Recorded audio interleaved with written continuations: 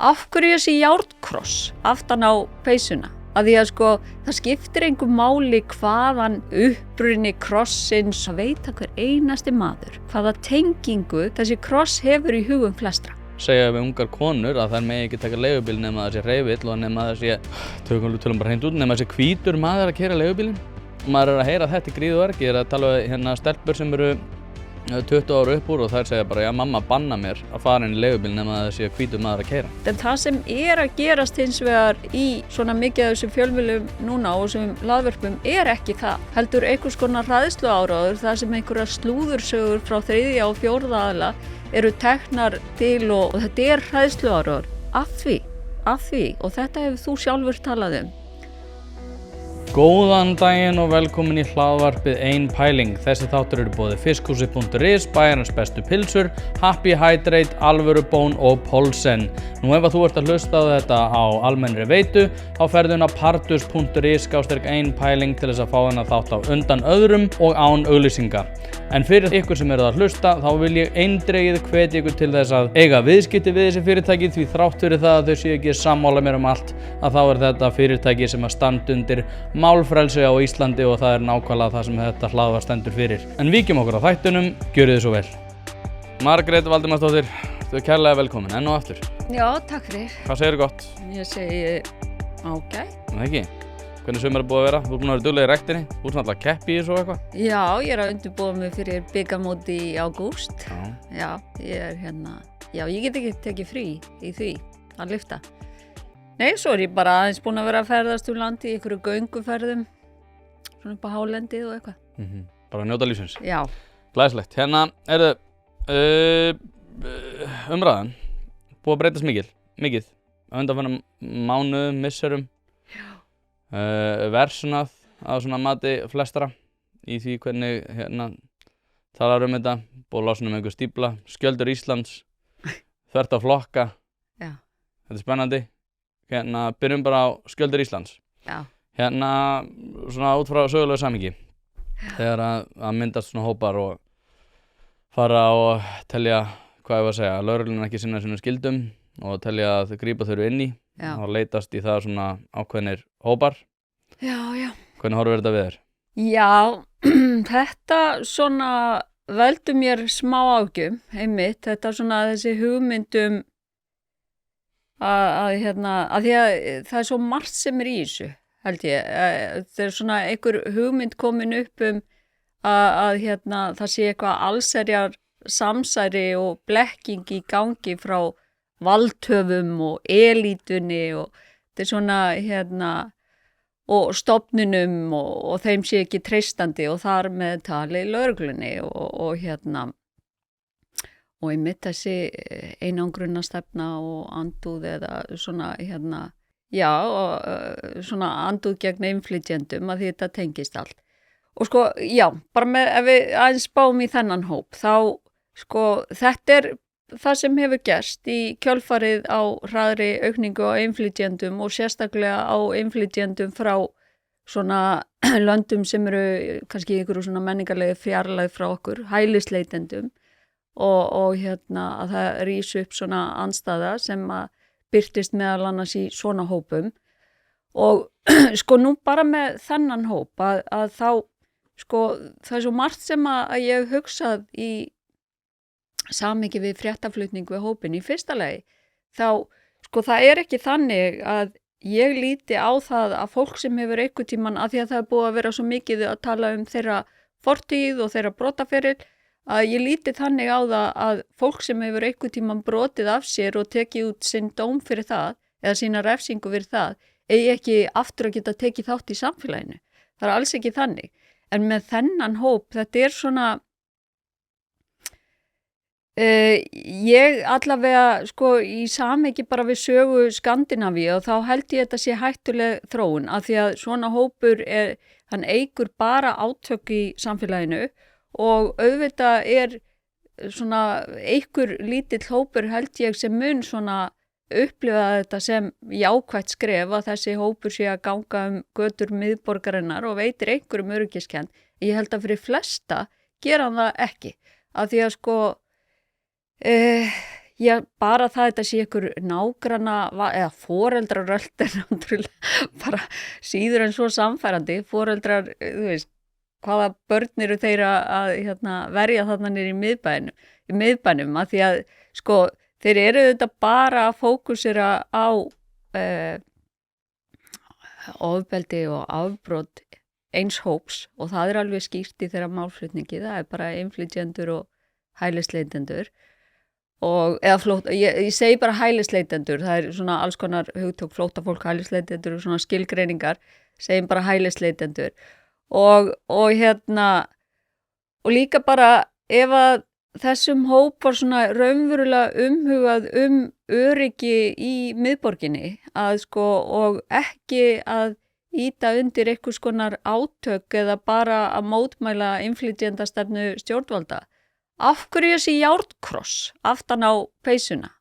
Að því að sko það skiptir engu máli hvaða uppruni krossins og þú veist, það veit hver einasti maður hvaða tengingu þessi kross hefur í hugum flestra. Svona einhver nýnasismi og þannig að já, ég held þetta gerir meira illt en gott. Já, það sko, það var eitt sem ég velti fyrir mér í þessu, sko, þegar þetta var byrjað á samfélagsmiðlum, þetta náttúrulega mjög, óvísendaleg ályktun, nákvæmlega. En þegar þetta var byrjað á samfélagsmiðlum, þá var viðbrögðin miklu jákvæðari heldur en neikvæð. Já. Tókstu eftir því? Já, já.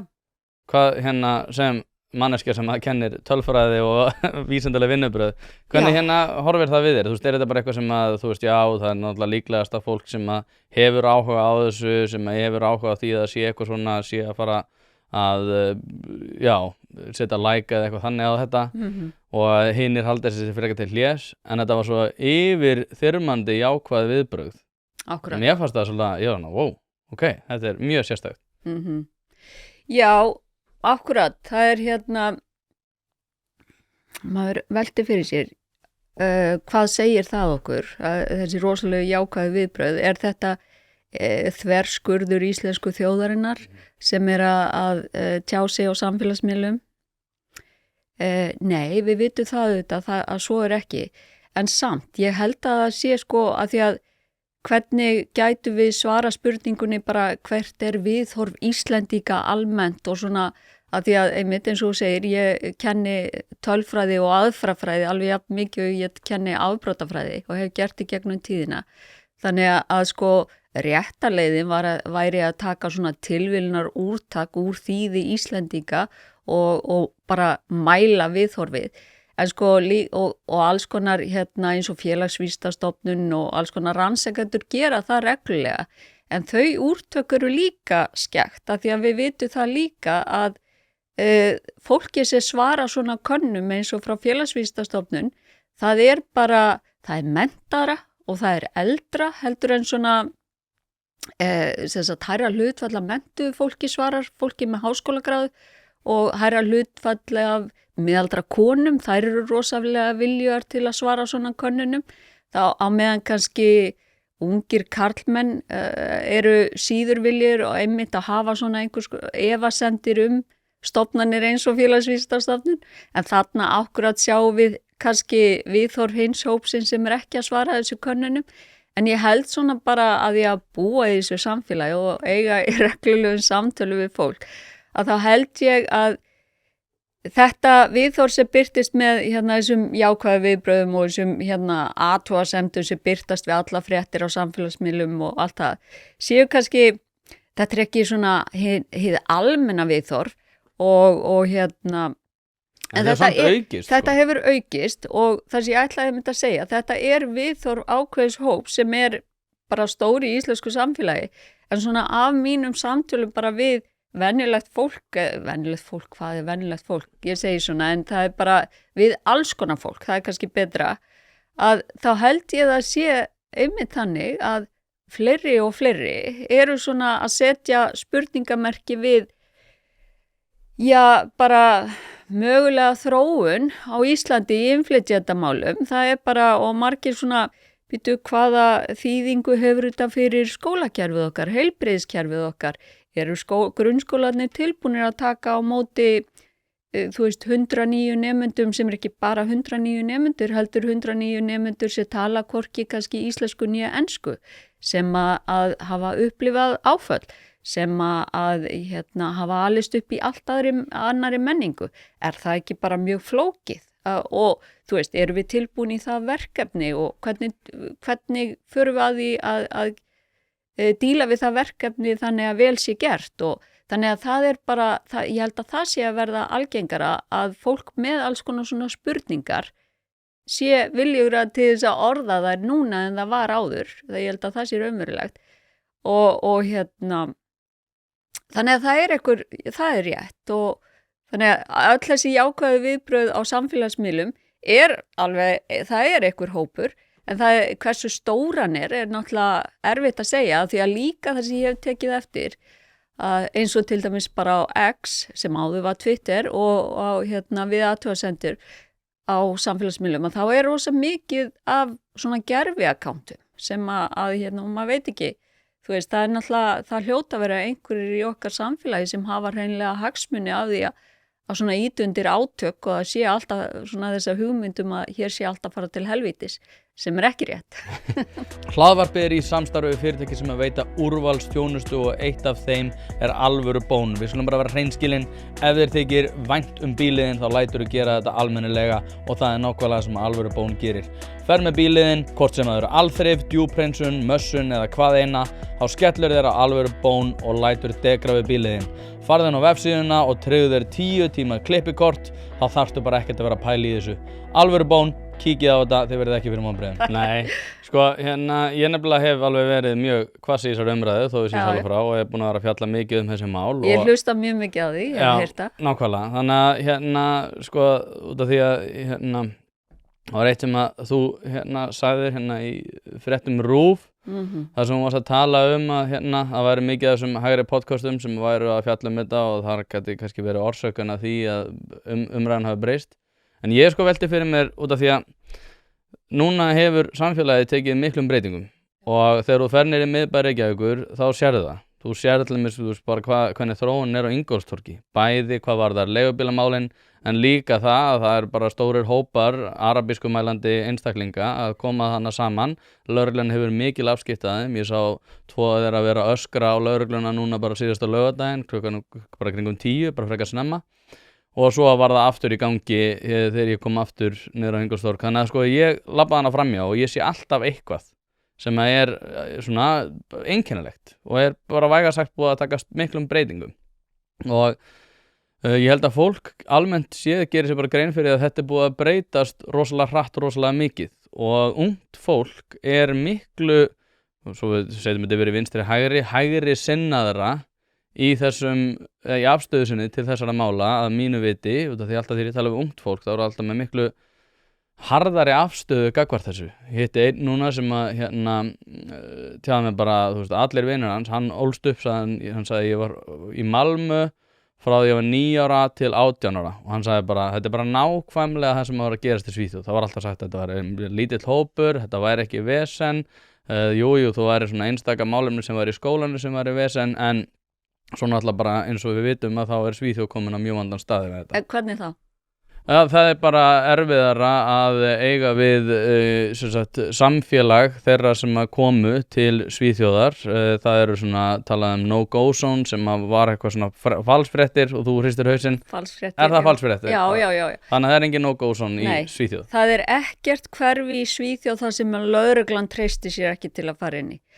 Þessi lögreglustjóri, þar sem að þetta kemur upprunalega frá, sko þessi frétt, hann sagði það í einhverju viðtali að lögregluyfirvöld væri búin að skilgreina 50 hverfi í Svíþjóð sem svona, nú veit ég ekki hvað sænska hugtaka notaði eða hvort það var á ensku, hann allavega, þegar ég las það þá er þetta á ensku og þá talar hann vulnerable area, þar að segja high risk areas, segir hann, og það séu þau hverfi sem að lögreglan ætlar að auka eftirliti vegna þess að þau séu hættuleg hverfi. Þar séu að myndast einhver svona gengi en ekkert hverfi í Svíþjóð þannig að lögreglan treysti sér ekki þangað inn.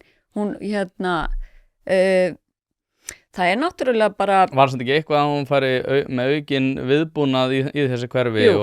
Jú. Og eðlilega svona hefðbundnir lögreglumenn sem að væru minna vopnaðir væru ekki að fara þannig. Var það misskilningur? Ég hef allavega ekki heyrt sérstaklega það, en það hefur alltaf verið þannig og það þannig til dæmis á Íslandi í dag að lögreglan skoðar bara til dæmis eins og höfuðborgarsvæðið og skilgreinir til dæmis svæðið sem svona hot zones, þar að segja, hér eru bara mörg afbrot framin, við þurfum að auka eftirlit og við þurfum að einblína sérstaklega á þessi svæði. Hvað það við þessi svæði og svo framvegis. Og sko, nú hef ég ekki eytt einhverjum löngum tíma í Svíþjóð, en ég þekki fullt af Svíum og fólki sem býr þar, Íslendingur sem búa þar. Og fólk sem ég tala við upplifir bara að það sé mjög gott að búa í Svíþjóð. En sko, býtu aðeins, sko hvað gerði Svíþjóð á árunum 2015-2016 til að bregðast við þessum átökum í Sýrlandi, þá opnuðu Svíjar hjarta sitt og landamæri fyrir fólki sem var að leita að vernd, hælisleitendum, og við erum að tala á annað 100.000 manns. 2% á ári á tímabili, sko. Já, ótrúlega tölur. Þetta gríðarlegur fjöldi og ég held að þetta hafi verið allt of stór biti fyrir Svíþjóð, af því að sko, það mjög, ég meina það bara hluti af því að okkur, að við, uppfyllum okkar alþjóðlega samninga, við veitum einhverju fólki vernd og ef við líka bara hugsum þessi manneskjur, að þá fólk sem bara í algjöri neyð, sem þarf á því að halda að því sé veitt vernd í einhverju öðru landi. En það sem Svíar gerðu að þau tóku inn alveg, bara allt of stóran hóp á allt of stuttum tíma. Og það sem þarf að gerast þegar innviðir þurfa að höndla þetta, bara skólakerfið, heilbrigðiskerfið og aðrar stofnanir. Og það þarf líka að vera þannig að sko landamæragæsla og öll svona lögreglu yfirvöld og allur viðbúnaður í kringu það að bara athuga það hverjir að koma inn. Það þarf alltaf að vera í algjörlega í lagi sem bara þræl erfitt þegar þú ert með svona risahóp. Af því að við vitum það líka að það svona, hvað segir maður, big business eða stór viðskipti að smygla fólki frá til dæmis eins og Grikklandi og frá öðru löndum sem þar sem fólk hefur verið í flóttamannabúðum í mörg ár. Og bara frá sumum Miðausturlöndum þar sem ríkja mikil Tyrklandi og þar sem ríkja mikil átök og ég meina það kostar helling fyrir fólk að kaupa sér þjónustu smyglara, þannig að við vitum það líka að fólk sem hefur peninga og hagsmuni að því að senda ákveðna aðla til Evrópu, til Skandinavíu, til að skapa svona einhvað, já bara þú veist að ég meina fólk sem tekur þátt í hryðjuverkasamtökum, að sko hvernig ætlaru að geta síjað út þennan hóp þegar þú ert að taka á móti svona rosalegum fjölda á sama tíma. Þannig að Svíar hafa þurft að súpa svolítið seyðið af þessu og og það bara, ég meina, raunverulegt og ég myndi aldrei og ég held að það sé ekki nokkuð maður að halda því fram að það hafi ekki verið vandamál í Svíþjóð. Ég meina, skotárásum hefur fjölgað. Sprengjuárás og þú nefndir í síðasta þætti, ég man eftir því, ég ekki múin að hlusta á hann aftur, en ég man eftir því, þú sagðir að vandamálun í Svíþjóð raunverulegt og þetta sé eitthvað sem vissulega slæmt. Já. Þannig að þá velta margir fyrir sér, ok, bara félagslegu innviðinir eru ekki í lagi fyrir mig, ég ekki að fá heilbrigðisþjónustu sem ég þarf, það eru biðlistar í heilbrigðisþjónustu á Íslandi. Já. Og velta fyrir sér, félagsþjónustan of léleg, barnið mitt að koma ólesandi og óskrifandi og óreiknandi út úr skólanum. Af hverju óskopunum á ég að vera að líða fyrir það, þó svo að það séu stríð sem að koma mér kannski bara ekkert við. Og að það eru fullt af löndum þannig kring sem eru ekki að gera neitt til þess að taka á móti fólki sem í neyð og við ætlum að fara að ferja þetta allt bara hinum meginn á hnöttin til þess að vera að takast á við vandamál sem að því svo fylgir? Já, bara valið og góðar spurningar og þetta ákveðan, ef þú skoðar frumvarp eða bara útlendingastefnu ríkisstjórnarinnar, ef þú skoðar hvað núverandi ríkisstjórn að gera, þá hún að huga að öllum þessum spurningum. Hvaða breytingar annarkvort búið að gera eða á leiðinni? Það einmitt þetta að fækka hópinn, að taka inn bara þá sem í mestri neyð. Það einmitt það hefur verið að aukin landamæragæsla til muna. Það hefur verið sett upp alls konar hugmyndir og eins og til dæmis þú talar mikið svona eitthvað menningar árekstra. Sem að ég tel vera einu áhyggjuna sem fólk hefur í þessu Ég ekki sammálaður að sé einu áhyggjunar en það geta verið áhyggjur og þess vegna nú bara hefur komið fram að íslensk stjórnvöld alltaf einmitt að auka svona fræðslu fyrir nýja íbúa þannig að þú verður algjörlega meðvitaður það hvað það merkir að vera Íslendingur, hverjar eru skyldur þínar og hverjar eru réttindi þín, hverjar eru okkar hugmyndir jafnrétti, lýðræði og þetta það sem það felst í að vera Íslendingur, til dæmis eins og jafnrétti kynjanna, réttindi hinsegin fólks. Þannig að nú verið að auka þannig fræðslu, það verið að auka að draga úr áhrifum áfalla af því að margt fólk sem kemur hingað frá átakasvæðum hefur orðið fyrir áföllum, þannig að það verið að draga úr svona neikvæðum áhrifum æskunar eða bara því að vera á átakasvæðum. Það verið að gera, það verið að svara þessum spurningum sem þú varst að setja fram, þannig að það ekki eins og það sé enginn í pólitíkinni meðvitaður þetta eða að fólk sem vinnur í löggæslu sé meðvitað þetta og bara þetta að þessi hópur og fólk sem að tjá sig á netinu að halda að ástandið hvort sem það í miðborginni eða á Íslandi hvað varðar afbrot og ofbeldi að það sé einhvern veginn þekki það betur heldur en lögreglan og sé betur til þess fallið að hafa eftirlit eða draga úr heldur en lögreglan bæði hrókafullt og bara mikil fáfræði. Hlaðvarpið í samstarfi við fyrirtæki sem hafa sett svip sinn á íslenska menningu og eitt þeirra eru Bæjarins bestu pylsur. Ég og þú vitum alveg að þegar við fáum okkur pylsu sem ekki frá Bæjarins bestu og þá vildum við að svo væri. Það segir það í orðinu, þetta eru Bæjarins bestu pylsur. Þið vitið það, ég veit það, skellið þessu hlaðvarpi í eyrun, farið á næsta sölustað og kaupið ykkur tvíhleypu ásamt einhverju góðu að drekka. Lögreglan meðvitað öll þessi vandamál og ef við tökum bara þetta dæmi þennan mann sem á greinilega við einhvers konar andleg veikindi að stríða sem var þarna á Ingólfstorgi, hann var ekki að sveifla sveðji. Með barefli hann. Hann með barefli, þetta var ekki sverð. Þá þessi maður, lögreglan þekkir alveg þennan mann. Veit alveg hver þetta og hefur talið það væntanlega bara leyfa honum að klára sína sýningu, vera að minna svona áhættu fólkna í því heldur en að fara að skerast í leikinn. Ég veit ekki, var það rétt ákvörðun, en lögreglan var þarna á svæðuna að fylgjast með og já, þetta bara þetta bara svo hrókafullt að halda það að þú að eitthvað fólk sem hefur enga reynslu á löggæslu sé einhvern veginn betur í stakk búið að koma í veg fyrir afbrot. Og svo líka hef ég upplifað pínu leiðtoga blæti í þessum hópi, einhverja hugmyndum að lögreglustjóri, fyrrverandi lögreglustjórinn á Suðurnesjum hafi verið einhvers konar kúreka hetja sem hafi einn síns liðs. ætla að koma í veg fyrir alla vondu útlendingana sem kemur til Íslands og núna eftir að hann hætti, hann var þrýst úr starfi sínu að þá séu ekkert nema einhverju vókistar í lögreglunni svo fjarri sannleikunum, samkvæmt minni bara reynslu og þekkingu að ég meina, það bara til dæmis hjá ríkislögreglustjóra, þá greiningadeild, það landamæradeild sem bara mjög meðvituð alls konar áhættur sem fylgja því þegar að hópurinn stækkar sem að reyna að komast til landsins.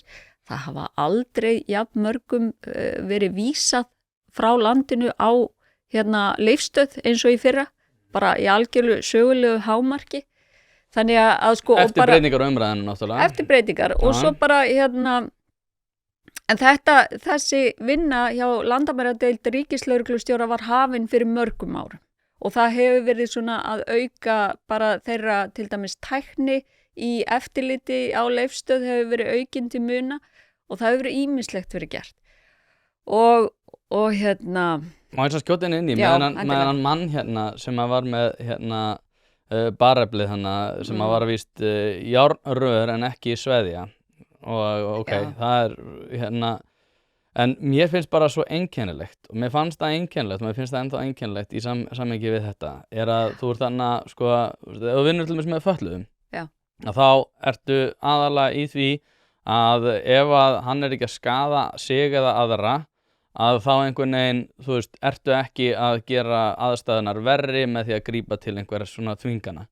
Og það sem mér fannst svo sérstakt í þessu að sko lögreglan sikkurum megin, þú ert á fjölfarnasta sko stað á landinu yfir helgar miðja helgi, að maður sveifla bareflið út allt.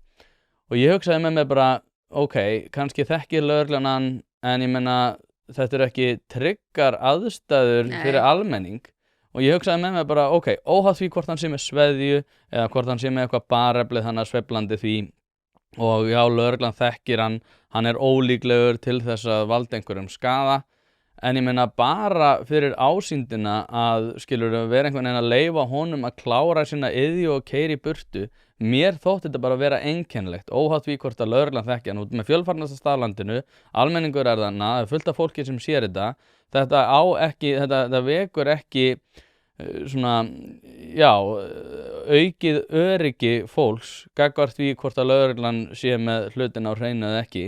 Þegar maður með barefli fær að klára sína iðju út af því að lögreglan mögulega þekkir hann, ef hann er með geðrænan vanda þá er það bara í ofanálag sko.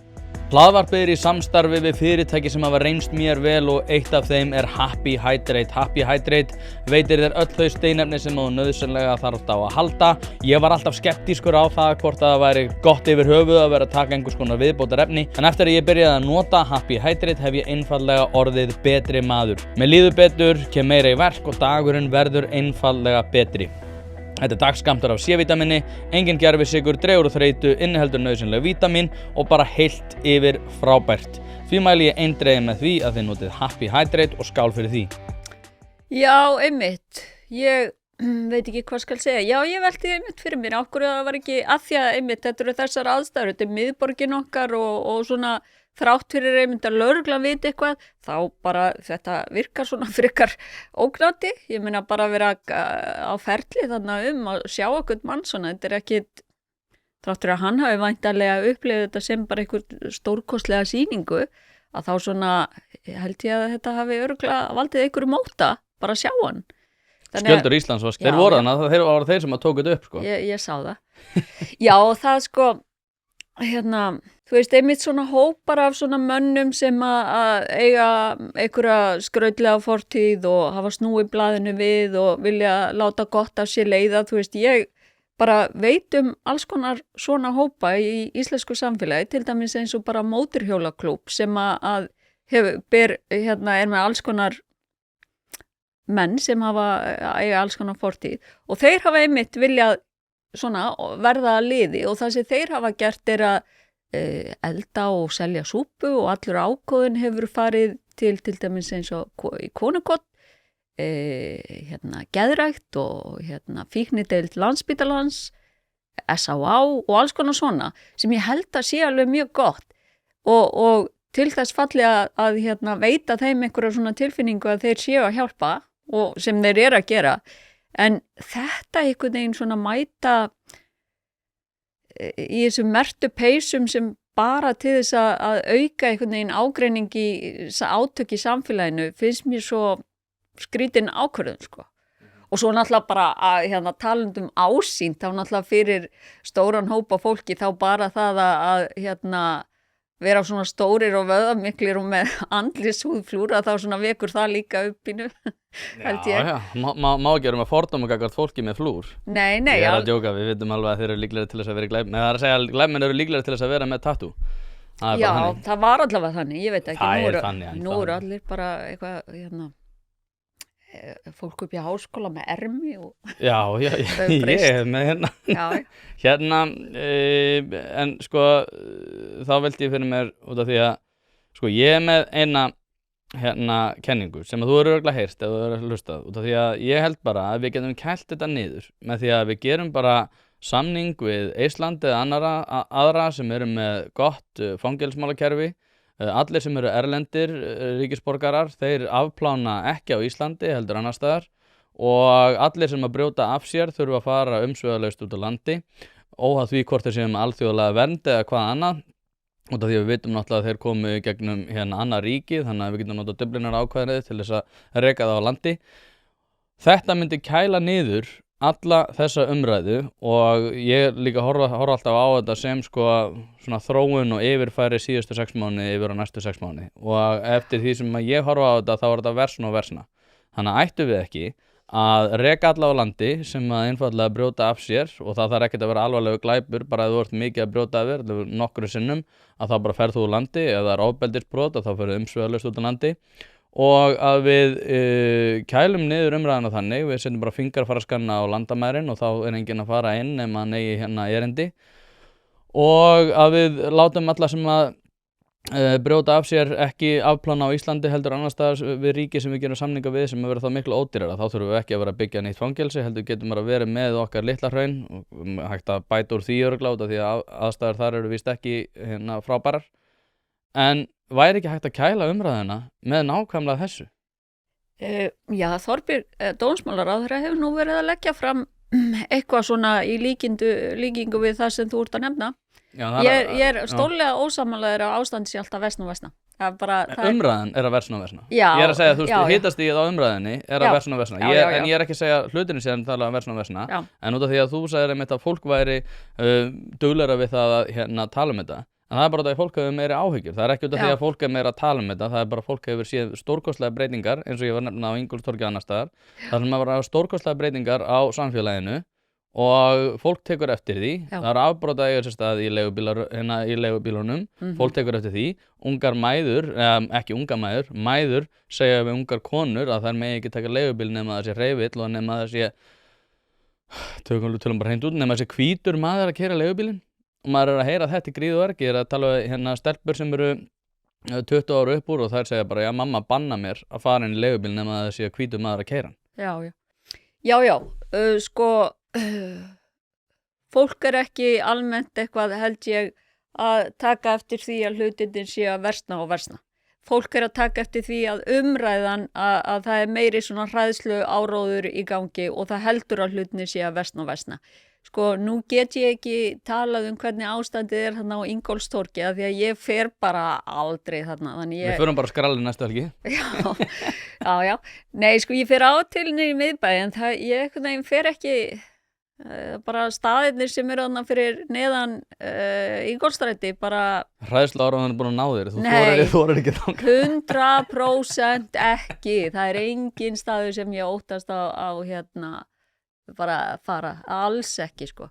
Nei, ég bara ég var hins vegar hrædd þarna þegar ég var svona úlingur og var á Ingólfstorgi sem var kallað Hallarísplani, þá var ég hrædd, það var alveg ástæði til að vera hrædd, það voru svo mikið, allir voru dauðadrukknir og á einhverjum skrautlegum fíkniefnum og en ég bara ekki, ég hef hvergi á Íslandi verið hrædd síðustu árin.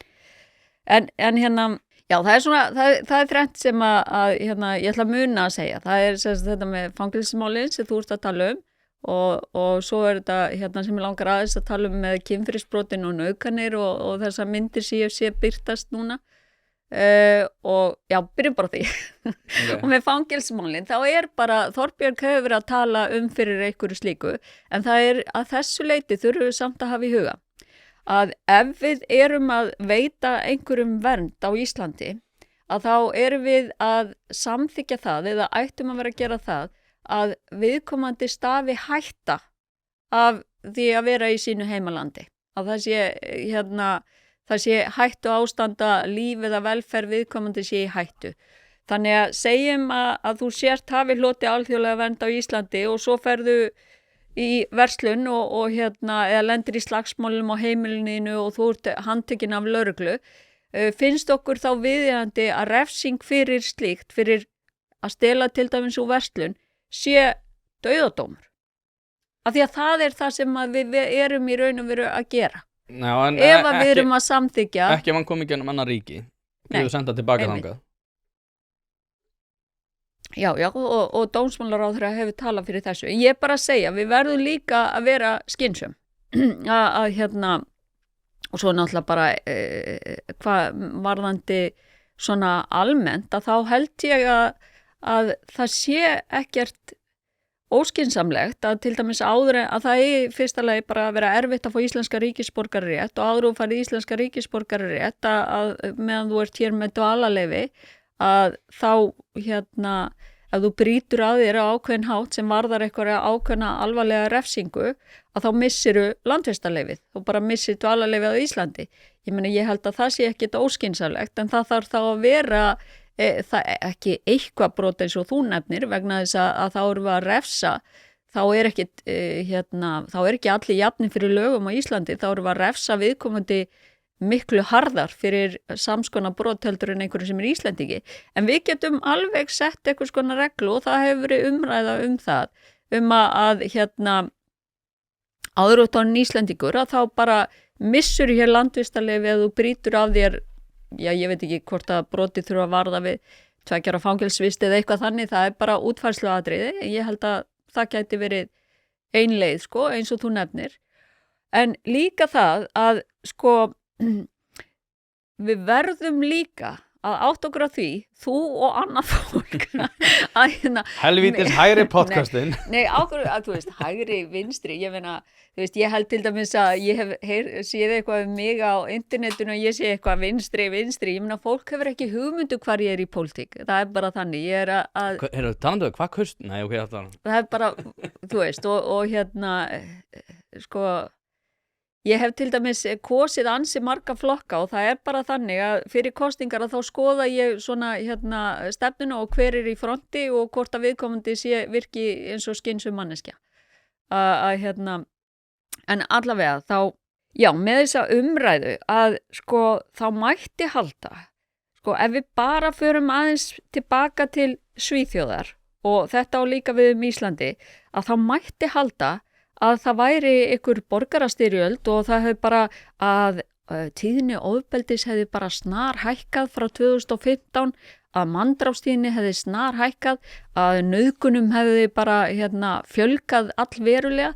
Það bara ekki staðreyndin vegna þess að þrátt fyrir alls konar raunveruleg vandamál sem hafa átt sér stað í Svíþjóð, til dæmis eins og bara alls konar árásir og gengjastríð og ýmislegt og mörg hverfi sem eru bara svona bara mikil afbrot og mikið ofbeldi þar og svona hættuleg hverfi að þá það nú samt þannig að manndrápstíðni hefur verið nokkuð stöðug í Svíþjóð. Hún hefur svona aðeins hækkað og fer svona eftir í hvaða borg þú ert að skoða sérstaklega, en hún hefur verið nokkuð stöðug og með þessa mynd sem verið að dreifa á samfélagsmiðlum nauðganir í Þýskalandi og Svíþjóð í samanburði við önnur Evrópuríki, það ekkert að marka þessa mynd og ég skal segja það hvers vegna.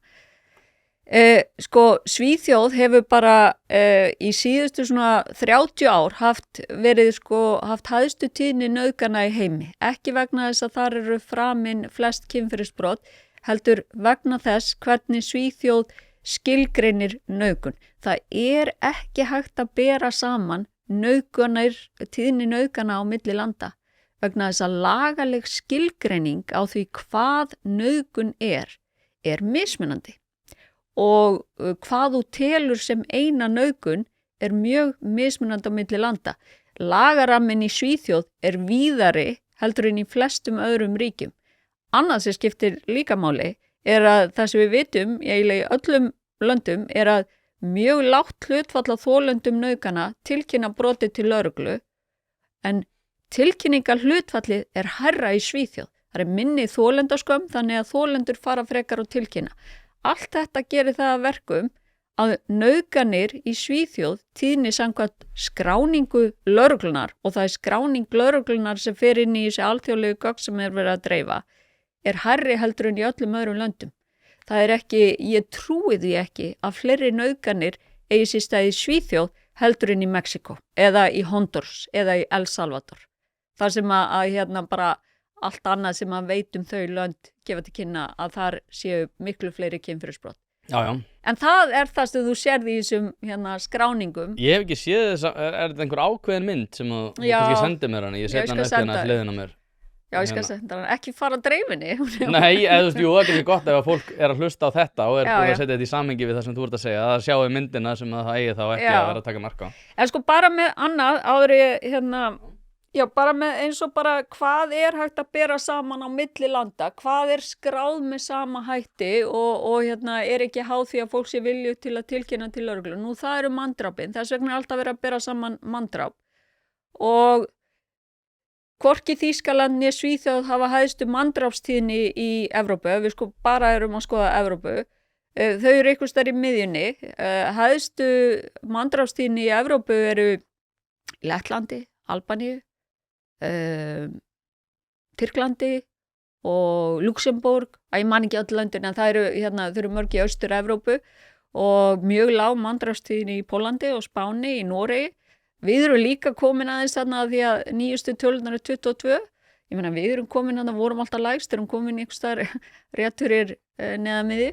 Ferskur fiskur er fastur liður í matarvenjum Íslendinga og þegar veitingamenn bjóða upp á fiska þá þýðir ekkert að bjóða upp á annað en hið ferskasta og hið besta. Fiskhúsið.is býður upp á ferskasta fiskinn, framúrskarandi úrval og að sjálfsögðu afburða þjónustu. Hvort sem það er fyrir veitingahúsið, hótelið, mötuneytið eða hvað annað, sama hvar þú ert á landinu, þá ferðu inn á fiskhúsið.is og heyrir í strákunum. Þannig að það er ekki allt að fara til fjandans í Svíþjóð og það er ekki hættu ástand í Svíþjóð en vandinn er samt raunverulegur eins og við höfum talað hérna áður og með Ísland það er sama sagan, það eru alls konar vandamál sem hvað var komið upp en sko eins og fólk frá Mið-Austurlöndum múslimar eru alls konar og ég hef aldrei búið í Mið-Austurlöndum en ég hef búið í Bandaríkjunum þar sem að ég var að kenna í mörg ár og mikið af mínu nemendum voru múslimar og þeir eru bara alls konar og sumir eru strángtrúaðir íslamstrúa, aðrir alls ekki og það fer svolítið eftir því hvort að þú ert til dæmis menntaða fólki í Tyrklandi hefur algjörlega sömu skoðanir til samskipta kynjana eins og við gerum, þú veist þannig þetta er mjög mismunandi og við megum ekki leyfa okkur að setja, horfa, fordóma og rasisma, þannig að við horfum á allan hópin sem að hann sé einhvern veginn eins. Nei, ég er bara hjartanlega sammála því, ég meina nemendur mínir eru múslimar líka og ég man að þú veist eins og þegar maður á Indlandi þá fór ég mörg svona múslimsk brúðkaup sem var hörku gaman, það er alltaf öllu þorpinu boðið og það er mjög áhugavert að fylgjast með því, en vandamálið er samt það að eins og ég talaði við Teit Atlason er að þessar félagslegu og menningarlegu breytingar eru raunverulegar og til dæmis eins og í Bretlandi þá telja múslimskir Bretar það fýsilegra að vera með sharia-lög heldur en hærra hlutfall telja sharia-lög vera mikilvæg stoðin en dómskerfisins heldur en í til dæmis Tyrklandi. Og fólk frá Bangladesh er ólíklegra til þess að samlagast samfélaginu og vera með svona, hvað var að segja, svo ég fá að sletta progressívar hugmyndir stöðu kvenna heldur en er í Bangladesh. Þannig að þessi menningarlegu átök eru raunveruleg og nú erum við allir með að sjá eins og í Bretlandi, þar eru 85 svona sjarja dómstig einhver sem að er ótrúlega einkennilegt að fylgjast með hvert vægi þeirra innan Það hafa ekkert lagalegt gildi en mikið af fólki einmitt fer út í svona, nákvæmlega, og ég tel bara eðlilegt að fólk horfi til þessara þróunar og segja, heyrðu, hingaðu ekki lengra, ég vil ekki vera að fá þetta inn í mitt samfélag og staða kvenna, staða samkynhneigðra, þú talar að fólk væri svona kennt að vera einhvern veginn með mismunandi hugmyndir. En ég meina, ef að hópurinn, til dæmis ég fór að hugsa það sko, að það að þú talar fordóma og andúð og eitthvað þannig, ég meina, ef þú horfir til dæmis á indverst samfélag, þá getur þú gert grein fyrir því að það er mjög mikið af svona félagslegum vanköntum þar. Það er ekki andúð gagnvart Indverjum að segja að svo sé. Ef að 100.000 Indverjar myndu koma til Íslands, þá myndi það óumflýjanlega breyta íslensku samfélagi út af því að þau gildi myndu þá líklega að vera með meira vægi inn í íslensku samfélagi. Þannig að þegar fólk að segja, heyrðu, ég vil ekki að við séum að fara í þá átt sem að mörg Evrópulönd eru búin að fara í, þar sem þú ert að sjá dúkka upp sjarja dómstig, þú ert að sjá andúð gagnvart konum, þú veist, fólk til dæmis hér á landi talar það að búrkan sé bara eitthvað svona valkvenna og eitthvað þannig. Mér finnst það bara að vera einfaldlega að della. Ég get ekki séð fyrir mér að þetta var eitthvað sem að konur varu sjálfar að taka upp á ef það væri ekki fyrir þessi menningarlegu einkenni. Þannig að þetta er það sem fólk er að hafa áhyggjur af, að hér komi, eins og í öllum Evrópulöndum, mikill menningarlegur ágreiningur. Fólk er að tala að í Bretlandi munu koma til bara borgarastyrjaldar út af þessum menningarlegu átökum og það margir segja bara, já, nei, þetta eru einhverja hægari podcast og eitthvað þannig. Ok, kannski, en fólk er samt að tala það. Þannig að þetta eru áhyggjurnar sem fólk held ég hefi sérstaklega hvað varðar svona menningarlegu afbrigðin. Einmitt. Já, og og það er bara skiljalegt, sko. Og nei, ég held nefnilega að það sé rosalega gott fyrir okkur að tala þessa hluti. Að því að hluti af vandamálinu líka í Svíþjóð var að það mátti ekki tala þetta.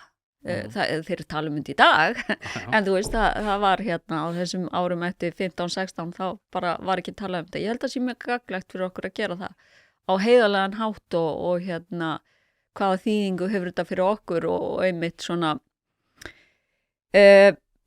en það er ekki samt, sko, ég held að ég hef hlustað á nokkur hlaðvörp frá þér sem mér hefur þótt mjög svona upplýsjandi og góð, eins og ég tókst viðtal held ég við Árna, hvað son er hann er lögfræðingur. Árna Helgason. Mér finnst það bara frábært og og ég læri mjög mikið á því að hlusta á því stundum og þannig ég held að það sé gott, en það sem er að gerast hins vegar í svona mikið af þessum fjölmiðlum núna og þessum hlaðvörpum er ekki það. Heldur einhvers konar hræðsluáróður þar sem einhverja slúðursögur frá 3. og 4. aðila eru teknar til og þetta er hræðsluáróður af því og þetta hefur þú sjálfur talað að sko þetta svona hvað segir maður, að því að þetta er það sem vekur athygli og athygli er söluvara og þú hefur talað til dæmis Me Too og hvernig ástandi var þá og hvernig, þetta var svona fólk sem hafði hagsmuni að því að láta ástandi líta út eins og það væri bara miklu verra en það var í raun og veru. Ég upplifi að það sé svolítið það sem að einhverjir ykkar eru að gera núna. Já, ég tekur sækir það. Og nei, bara, þið vitið hverju. Nei, Þið eruð að hlusta. Nei, það er það sem ég upplifi. Að því að, sko, ég hef, sko, mér finnst nefnilega mjög gagnlegt að eiga einhvers konar samtal og bara setja þessar spurningar. Ég meina, viljum við að sé einhverju svona sjarja dómstólar á Íslandi? Ég meina, sko í fyrsta lagi, samkvæmt öllu sem ég hef lesið það sem er að gerast á Bretlandi, að þá þeir eru fjölmargir, þeir hafa enga lagalega þýðingu og fólk er frætt það að það sé algjörlega valkvætt og það sem er að gerast í þessum dómstólum er aðalega, sko, að það er allavega það sem er á orði, sko, er að það sé verið að hjálpa fólki við að fá skilnað, það sé hjónaband svona fjölskyldu erjur, að þessi dómstól hjálpi við það og eitthvað því líkt en það sé ekki verið að skera úr sekt eða sakleysi í neinum sakamálum af því að það hefur auðvitað enga lagalega, það með ekki refsa neinum. Það er bara, þá er verið að brjóta bresklög. Og en já, það er bara samt þarna, þetta er til staðar og það er bara ef að við getum alveg spurt okkur. En ég meina, það er ekkert sem bendi til þess að þetta sé eitthvað sérstakt vandamál á Íslandi. Nei, en þess vegna erum við í forvirkum, ættum að vera í forvirkum aðgerðum í því að vera fyrirbyggjandi aðgerðum. Já, algjörlega. Það er bara skynsamlegt. Og en það er ekki hluti af því að vera í einhverjum hræðslu áróðri og vera í einhverju að draga upp einhverja ímynd sem er ekki fyrir hendi. Já, að því að sko, ég held að sé, sko, einmitt, að því að ég skil, þið eru í ákveðnum bransa. Við hægri podcastarinn eða? Nei, ég er bara hægri vinstri, bara svona hlaðvörp og aðri, þetta á ekki bara við hlaðvörp, þetta á líka við fjölmiðla, þar sem að athygli og átök og þar sem að svona einhverjar stórar yfirlýsingar þar sem það vekur athygli og aftur hagsmunirnir felast í því að fá athyglina og ég veit að það er miklu svona, ef þeir eru bara að hugsa áhorf, að þá er óskynsamlegt að vera skynsamur af því að það vekur minni athygli og þetta, ég meina þú vitnar nú stundum í Steven Pinker og þannig að ég veit þú hefur lesið hann. En þetta er ekki gagnlegt fyrir okkur sem samfélag af því að raunverulega ástandið er ekki þannig að það séu einhverja stofnanir sem séu í einhverju samsæri gegn almenningi að blekkja og halda einhverju leyndu eitthvað ástand sem sé eitthvað miklu verra en það sé og kynferðisbrotum hefur til dæmis ekki fjölgað á Íslandi. Það er þeim hefur fækkað síðustu árum. Nei, bara samkvæmt tölum lögreglunar, en ég veit að lögreglan er bara með upplýsingar svona 1 af hverjum 10 alvarlegum brotum. Hlaðvarpið er í samstarfi við stöndu og mikilvæg fyrirtæki og eitt af því er Poulsen. Poulsen.is til þess að skera hvað eina, hvort sem þú þarft að fara í bílrúðu skipti eða einfallega bílrúðu viðgerð, þá ferðu inn á Poulsen.is. Ef það er stjarna í framrúðinni þá bara bókaru tíma á heimasíðunni, ferð með hann og hann er tilbúinn samdægurs. Ekki vera með stjörnu í bílrúðinni, Poulsen.is, láttu græða rúðuna strax í dag. Já, sko, ég í sambandi við athyglina og sjálfsögðu greiðir hún launin og allt þetta, en ég sko horfið samt ekki á þetta þannig. Mér er slett peningalega hagsmuni í þessu, þó svo að kannski fólk getur að sure, það er ekki séns. En aftur á móti þá sko ástæðan fyrir því að ég tala mikið þetta er bara svo að eins og ég var að nefna við áðan, þá eru nemendur mínir líka múslimar. Og ég held sko út af því að það eru langflestir múslimar sem eru að standa sig vel og það eru margir einmitt inn á Twitter og annar staðar sem segja bara nei, það er bara ekki séns að þetta séu góður einstaklingar út af því að þeir eru í einhverju samsæri ESB það að koma á einhverju heimsyfirráðum og sundra samfélaginu darara.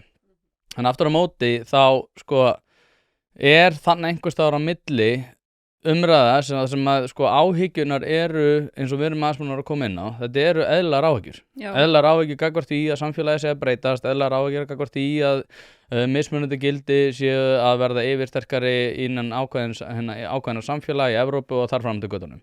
Ástæðan fyrir því að ég tel að við þurfum bara að ræða þetta er því að við viljum ekki komast á sama stað og umræðan er eins og í Bretlandi og við viljum ekki komast á sama stað eins og umræðan er eins og í Svíþjóð og við þurfum kannski að vera í einhvern fyrirbyggjandi aðgerðum sem allir Danmörk er búin að grípa til. Það sem allir ég held að sé langstærsta breytan í því hvernig þeir eru að takast á við þetta er að bara að núna þurfa konur líka að sinna herskyldu í svona ákveðinu svona draft lotteri sem að Mette Frederiksen er búin að setja á laggirnar. Sko, og í sambandi við að athyglin, maður græðir einhvern veginn á því að af þetta slæmt. Ég held aftur á móti að flestir sem eru að tala þessi mál séu ekki að gera það vegna fjárhagslegra hagsmuna. Ég myndi græða miklu meiri pening ef ég væri bara að sleppa því, þú veist, að til dæmis að sannfæra kostendur eða samstarfsaðila það að vera í einhverju samstarfi. Maður myndi græða miklu meiri pening ef ég væri bara að tala húsnæðismálin og efnahagsmálin og eitthvað þannig. Það er ekki auðvelt að fara til samstarfsaðila og segja, heyrðu, ég er með podcast og ég er alltaf að tala um múslima, viltu ekki koma í samstarf? Það er miklu ólíklara, þannig að sko, ég held að það sé ekki rétt hjá þér að þeir sem eru svona í þessum svona hræðslu áróðri sé að græða því. Ég held að þetta sé bara eðlilegar áhyggjur af samfélagslegri þróun sem er búin að gerast allstaðar og hafi ekkert með það að gera að það sé eitthvað auðveldara að fá sko pening út af því. Ég held að sé alveg þveröfugt sko. Já, sko. Já, ég er ósamla. Já. Nei, sko, nei, ég skilji. Nú hef ég bara, held ég verið að hlusta á þig alveg svona sirka frá því að þú byrjaðir á þessu og það sem að ég held að sé mikilvægt er að, sko, mér hefur alltaf, þú veist, þú er oft sagt eitthvað sem að ég er svona, ég er nú ekki saman á þessu Akkurat. og þú veist, Sem betur fer, það var nú þú skrítið veist, að það var öðruvísi. og líka hvaða máli skiptir það, ég meina það þurfi ekki allir að vera sammála mér allt, sko, en svona það sem að mér hefur fundist svona aðdánavert við þitt hlaðvarp er til dæmis bara fjölbreytileikin í viðmælendum, að þú hefur alltaf verið tilbúin að fá til þín alls konar fólk og svona og ég var alltaf að upplega það þannig að þú hefur svona verið tilbúin til að fræðast og ég vil læra og það er náttúrulega hrókafullt og asnavelt að halda að maður get ekki gert það. Ég er stöðugt að fræðast og læra eitthvað nýtt. En en svo, sko, og ég hef ekki upplifað þig einhvern veginn sem svona átaka, ítundir átök, en svo einstaka sinnum sé ég þig skjóta einhverju fram, svona sérstaklega X sem verður alveg gríðarlega vinsælt, eitthvað að draga eitthvað fram sem er bara til að trekkja lækin, að því að þú veist, það er bara þannig að vera eitthvað svona já, tölum saman, eitthvað, við erum hérna í miðjunni, við erum skynsum, það hefur engin áhuga á því og ég hef alveg veita vegna þess að ég hef verið að birtast Það eru margar hliðar. Það eru margar hliðar, þú veist, ég hef bara verið að birtast í fjölmiðlum svo mikið síðustu ár að þegar ég er segja, bara leið og ekki verið einhver einsetning sem er bara svona hún vekur athygli, sko, og það vekur athygli, Þannig mér hefur ekki fundist þú vera að mikið í þessum leik, sko, einmitt að því að þú hefur alltaf verið að tala fyrir því sama, bara sem er svona frelsi og tala um þessa að láta, þú veist, svona skekkju í umræðu og sem er, þú veist, þannig að það hefur ekkert breyst hjá þér. En bara þessi, þú veist, þetta er samt, þú ætlar ekki að segja mér að þetta snúist ekki bara öll þessi hlaðvörp, ekki bara á hægri vængnum, þú veist, bara öll þessi það að ná klikkbeitinu að skipta ekki máli, það er bara að þetta skiptir öllu máli og athygli er ykkar leikur, ég meina það er bara það er alveg hárrétt hjá þér, sko. Það er alveg rétt að athyglin, sko, við náttúrulega búum bara í athyglishakerfinu og þetta er eitthvað sem að Tristan Harris sem ræðir mikið í Social Dilemma, það sem hann einmitt fjallar um það að, sko, í rauninni eru þær manneskjur sem að eru að horfa, þær eru varan út af því að þú veist, þessar manneskjur eru rauninni bara þriðji aðili í því að ég fái að sannfæra samstarfsaðila það að ég er að fá svona mörg áhorf og ég ætla að selja þér það, þú veist, þannig að þú ert varan þegar þú ert að horfa eða hlusta. En sko, ég út af því að þú gagnrýnir, sko, Twitter, ég var að ræða þetta við Stefán Ingvar uppistandara í hans hlaðvarpi sem heitir Ekkert að þakka, í hlaðvarpi sem ég mætti í fyrir skömmu. Og þar var ég alveg, við vorum að ræða Twitter, sko. Ég tel alveg að Twitter gerir mann að verri mannesku að einhverju leyti og það er ekki út af því að ég er að segja mína sannfæringu á Twitter, þú veist, ég veit alveg að það er sjokkarandi en ég er bara að benda á hluti sem ég finnst í samfélaginu vera algjörlega oftast galnir og ég tel að sé vert að vekja athygli á.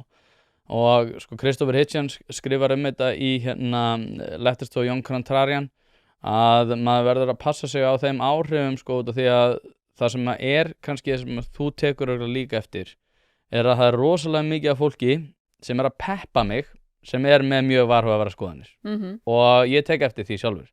og það fer alveg líka pínu í taugunum á mér en það er sko þó að hérna ég man ekki nú hvernig hann orðar það sko að hérna að ef þú talar gegn málstað A þá ert að peppa málstað B það er að segja ef að þú ert að gagnrýna eitthvað sem hefur verið að gera með útlendingastefnu þá ert að peppa rasistana ég held að þetta sé eitthvað sem að þurfa virkilega að passa sig á að einmitt að sko þú getur ekki tala fyrir þín eigin sannfæringu út af því að það er einhver ákveðni aðilar sem hefa ekkert með þína skoðanir að gera sem að peppa þig undir þeim formerkjum og ég skal alveg viðurkenna á Twitter hefur þetta ég hef alveg íhugað það bara svona ég ætla bara að hætta Twitter að hætta tweeta út af því að þetta fer svona pínu í taugunar á mér að einmitt að þú færð mesta peppið þegar þú ert með kannski þínar varhugaverðustu skoðanir sem eru svo teknar og yfirfarðar yfir á eitthvað aðra skoðun sem að þú ert á líka sammála þessu.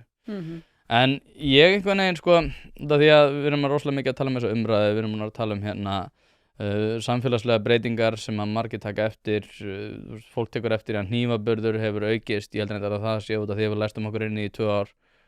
En það er samt út af því að ég veit ekki hvernig að orða það, það er einhvern veginn eins og sko, það sem við erum líka að tala um er að sko hver er að hafa valdið til þess að bera fram skoðanir og hver að hafa valdið til þess að bera fram einhvers konar áhyggjur. Og þannig erum við komin á svolítið sérstakar stað út af því að það er náttúrulega manneskja sem er alltaf að bera fram falsfréttir að hún hafa mikið vægi í umræðinni en hin hliðin á þeim penning er samt líka að fólk sem að hefur áhyggjur af þessu og þú talar eins og þú í Svíþjóð þar sem að fólk bara mátt ekki ræða þetta það er það sem að ég held sér hin hliðin á þeim penning að ef við förum einhvern veginn að tala þannig að ákveðnir aðilar eiga að hafa ákveðnar skoðanir og við einhvern veginn að passa okkur á falsfréttum það er svolítið keimlíkt því sem að út af því ég fylgdist mjög vel að þegar Svíþjóð var með að taka inn 2% af þjóðinni á ári þetta er stutt tímabil en það hefur samt mikil áhrif að sko þá var alltaf með talað um það að það mætti ekki tala um þessa falsfrétti mann þegar Trump kom fram í sinni kosningabaráttu 2015 og hann sagði bara sjáu hvað er að gerist í Svíþjóð og þá kom forsætisráðherra Svíþjóðar og sagði bara það er ekkert vandamál hérna í Svíþjóð en svo skilurðu spólur það fram 10 ár fram í tíman og þá er það rosalega mikil umræða þannig að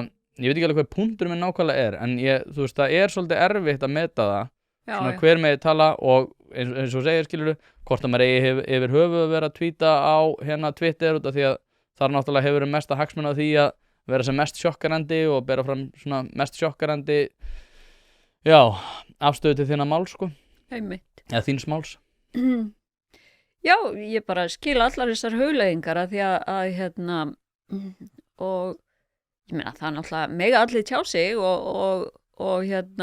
ég held að væri sko bara rosa gagnlegt ef að svona gagnrýnin hugsun fengi miklu meiri vægi eins og í grunnskóla að fólk bara myndi skilja hvað það er og hvaða þýðingu það hefur af því að sko ég meina það þurfi ekkit allir að vera með doktorsgráð eða vera bara eitthvað lang háskóla geignir til þess að tjá sig eða svona ég held að bara það er gagnlegt fyrir okkur að ræða þessi mál en sko svona uppnefni og falsfréttir og svona einhver ýktur hræðsluáróður hann gerir illt verra en ekkert held ég sko og þannig að ef að fólk væri til dæmis bara meðvitað það að það eigi ekki að taka öllu sem birtist í fjölmiðlum sem gefnum, bara spyrja spurninga, býttu nú við, hvað er það sem að þessi pólitíkus er að segja, hvernig veit hann það, hvað er hann í raun að vera að segja mér, hvað er ykkur hagsmunir hérna, bara alls konar svona þjálfa sig í gagnrýni hugsun. Þetta er ekki bara eitthvað svona, annarkvort hef ég þetta eða ekki, þetta er bara eitthvað sem að þú getur þjálfað í.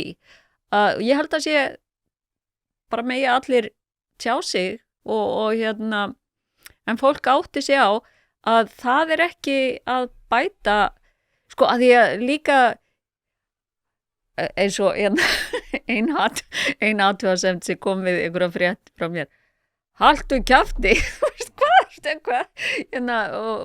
hverju er þetta bæta við umræðina þú bara ert einhvern veginn að sýna hvað þú ert reiður og getur ekki nota orðin þín til að mótmæla því sem að þú hefur sem þú styður ekki að ég meina Já, þannig ég veit ekki hvað ég er að segja. Ég er bara að segja að, þú veist, ef það væri hluti af grunnskólamenntun að fólk myndi þjálfa sig að svona, Ég er að einhverju lesa, rökhugsun. ég er að lesa hérna Pælingar eftir Pál Skúlason, aftur reyndar. Alveg frábær bók, ég mæli með henni. Þar kemur hann inn á þetta, sko. Svona hleypidómar, þar sem hann með að tala um það hvernig við einhvern veginn svona tökum einhvern veginn afstöðu og við einhvern veginn innvinklum hana inn í eitthvað rosa mengi og þá erum við einhvern veginn komin með rosa skakka mynd af heiminum, sko, í stað þess að vera með þetta að taka skref tilbaka og gagnrýna hugsun, sko. Ég er eiginlega búin að, sko, ég fekk nokkrar spurningar en ég er eiginlega búin að innvinkla þær allar eða við erum allavega búin að ræða þær, þannig að það var ein sem vildi vita og kannski yfirfæra þetta aðeins yfir það, sko, út af því að núna hefur mikið verið að tala um það og það er einn svona talpunktur sem að kemur sérstaklega inn á svona flest sem við erum búin að tala um að raunverulegar áhyggjur af þessu séu ekki menningarlegar og glæpatíðnin sé ekki hærri hjá ákveðnum hópum út af menningarlegu afbrigðum heldur út af fátækt og að fátækt og glæpatíðni spurt út í svona samhengi þess, sko, hver er svona þín afbrotalega afstaða til þess? Já, sko, ég heldur þetta að fátækt ein og sér sé ekkert mjög stór þáttur í að ýta undir afbrot einstaklinga. Það er að segja eftir að grunnþörfum er svona fullnægt, það er að segja að þú hefur húsnæði og mat, þú ert ekki að svelta, að þá er fátækt ekkert rosalega stór þáttur. Og hvað með svona menningarlega fjarlægð þá frá því landi sem þú býrð í, eins og við erum að tala um Ísland, hvað er það áhættu þáttur að vera frá landi sem er með mjög ólíka menningu? Já, ég veit ekki, við þurfum bara, þetta er bara spurning sem þarf að svara með rannsóknum. Það er bara næsta rannsókn hjá þér? Næsta rannsókn hjá mér, en það sem ég get hins vegar sagt þér að ég var bara fyrir mjög stuttu síðan að lesa rannsókn sem var gerð í 5 Evrópuríkjum, þar sem var reyndar skoðaðir úlingar eða svona ungmenni og skoðað tíðni ofbeldis og afbrota og þar var verið að skoða, sko, þetta voru 5 lönd, Sviss, það voru ekki Norðurlöndin, ég man ekki alveg hvað, Þýskaland var þarna meðal og eitthvað, ég skal senda link á þessa rannsókn, en það sem ég ást áhugavert er að spurningi var bara hvað er það er það við innflytjendur sem gera það verkum og þeir eru líklegir til að brjóta á sér heldur en innfæddir í þessum löndum og í þeirri rannsókn kom í ljós að ungir innflytjendur voru líklegir til að brjóta á sér heldur en innfædd ungmenni en hvaða og þá var tilgáta sem var sett fram var einmitt að menningarleg fjarlægð myndi búa til átök við gildi og reglur í samfélaginu og þess vegna auka tíðni afbrota hjá þessum hópi. En það sem kom í ljós var í þessum löndum að þá var það reyndar innflytjendur frá öðrum vesturlöndum sem voru með hæstu tíðnina. Og þannig að það að minnstakosti í þeirri rannsókn var það ekki skýr þáttur.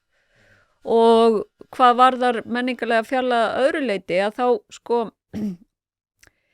já, það er eins og þú hefur, ég hef allavega heyrt í tala um það, þú hefur lesið Putnam sem talar um það að svona það sem gerist á svæðum þegar það er fólk sem, það verða hraða breytingar á ákveðnum svæðum þar sem að fólk býr með mismunandi menningarlegan bakgrunn að þá, sko, það sem gerist fyrstu sinn er að átök aukast og svona ótti og vantraust á milli, fólk fer að svona vantreysta nágrönnum sínum að þannig samheldni minnkar fyrstu sinn en svo til lengri tíma séð að þá muni þetta jafnast út og þannig að það eru alls konar kenningar og Robert Putnam og svo Paul Collier hafa líka talað um þetta. Já. En Paul Collier aftur á móti bendir á að, sko, allavega samkvæmt honum að eftir að hafa lesið mikið Putnam að þá hafi, sko, já, það myndi jafnast út en það væri samt ekki alveg hægt að, sko, staðfesta það út af því að afbrota hneigðin gæti samt líka eins og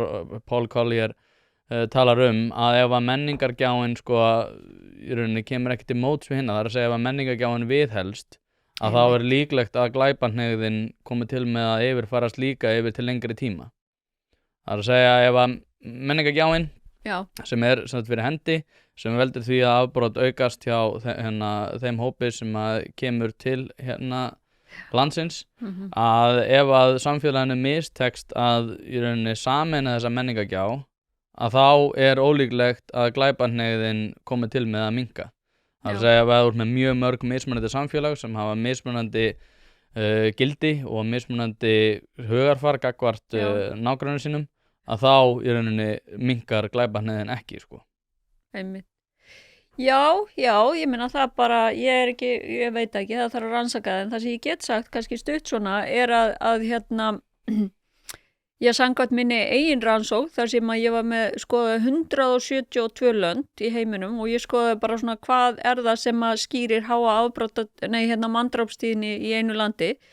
Og þá sá ég til dæmis, ég var með eina breytu sem heiti allavega ensku ethnic fractionality, þar að segja bara fjölbreytileiki á svona ethnískum uppruna, skiptir það máli og sú breyta hafði engin áhrif á morðtíðni, það sem hafði mestu áhrifin og í samræmi við bara fjöldan allan öðru rannsóknum var bara svona félagslegur og efnahagslegur ójöfnuður.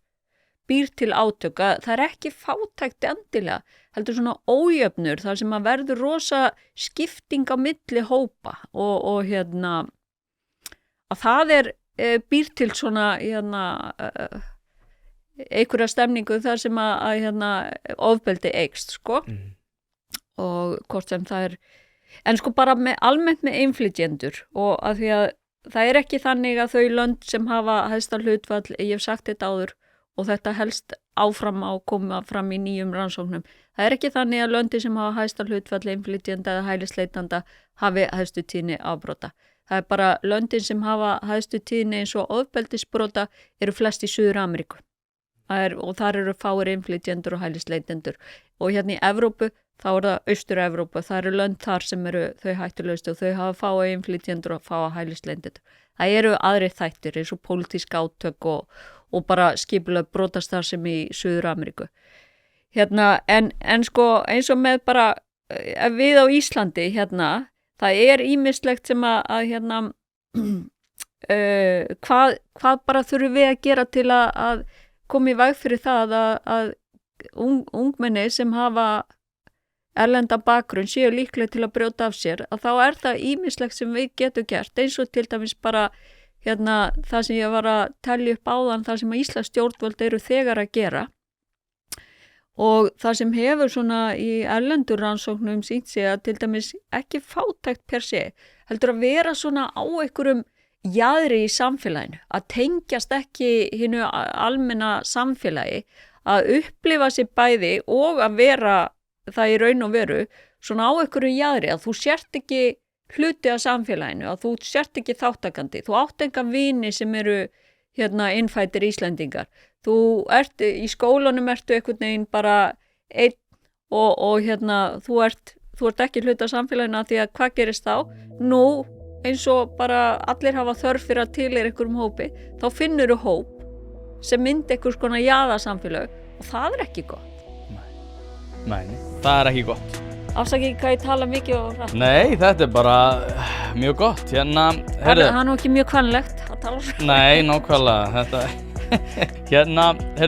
Margrét, við gerum þetta nú einhvern tímann aftur. Þetta nú ekki vandamál sem að fara, eða þetta ekki umræða, hvort sem það sé vandamál eða ekki, sem að fara að hverfa næstunni. Við höfum þetta árlegt. Það ekki bara. Takk aðeinslega fyrir að koma þangað til næst. Takk fyrir að bjóða mér.